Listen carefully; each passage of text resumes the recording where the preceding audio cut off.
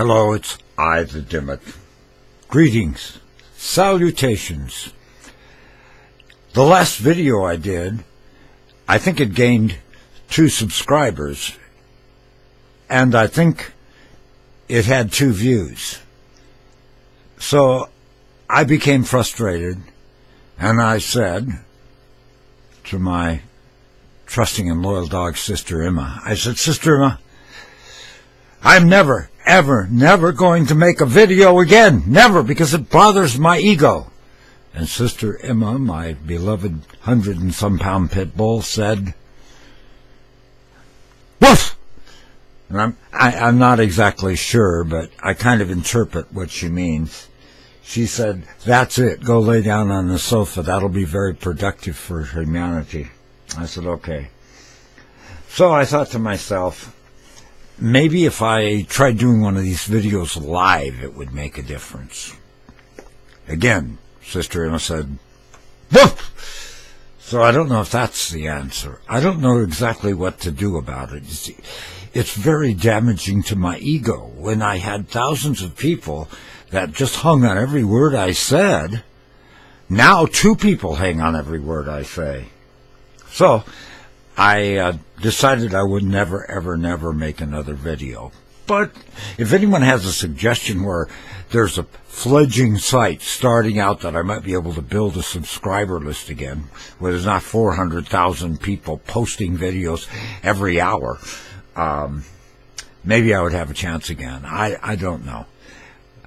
I think, though, I'm just going to go ahead because I'm that kind of a guy. Persistent. I'm not. You know, I'm gravely wounded, but I came in here to do the video nonetheless. Cigarettes are very dangerous. We read all about it. I'm thinking there could be another thing. Cigarettes may not be the problem. Cigarettes may be just a front to explain why a lot of us are coming down with cancer, especially us older guys. I remember in the 50s and the 60s, I was in Southern California. And I can remember in the Los Angeles area, we could not see 2 blocks to the horizon because of smog, air pollution. It was terrible. Has everyone forgot that? Watch Adam 12 sometime and look at the sky, because on many of those episodes you can see the pollution that was just all over Los Angeles. And then we passed laws because we realized that there was air pollution and this was very damaging to our health. So those laws made it so today when I go out of my house here in the Pacific Northwest, I can look at a clear sky, I can breathe, and I can even see Mount Hood. I used to be able to see Mount St. Helens until trees grew up and the top of Mount St. Helens blew off. I have another story for another video, another day about that. I know that this cigarette might be damaging, but I also know that bad air is damaging. Go look over places like China, Japan, where they're working to try to get rid of it. And now we, supposedly the example to the world, have said we're going to cut all these rules. Perhaps Trump can't remember air pollution. I don't know. I just know that we need laws to keep our air clean. Of course, it could be in 1954 when, as a child with my brother-in-law, we were going somewhere out of Lancaster, California. I have no idea where we could have been going or why I would have been there. It was 1954, I remember that, so I was quite young. And we happened to be going early in the morning, and I saw an atomic bomb, I believe the last one that was detonated in the open air.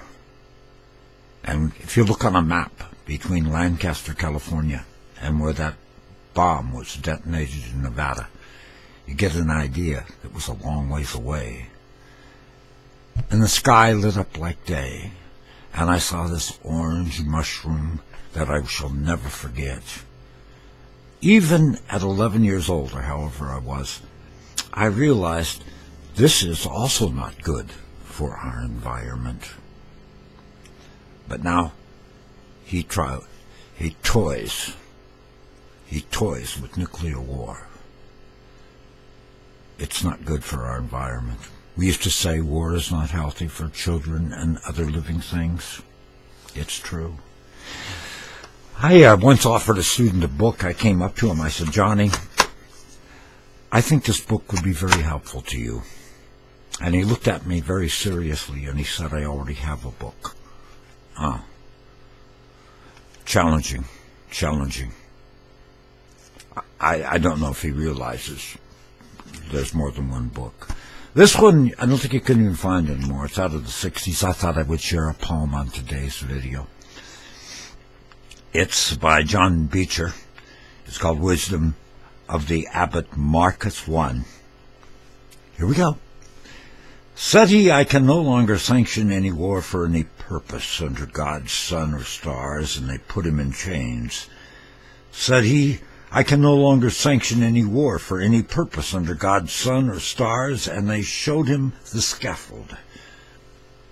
Said he, I can no longer sanction any war for any purpose under God's sun or stars, and they laid his head on the block.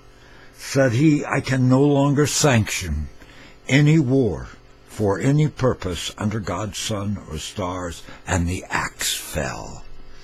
Whereupon the multitude fell silent, thinking, well, he could be right, if you will excuse me.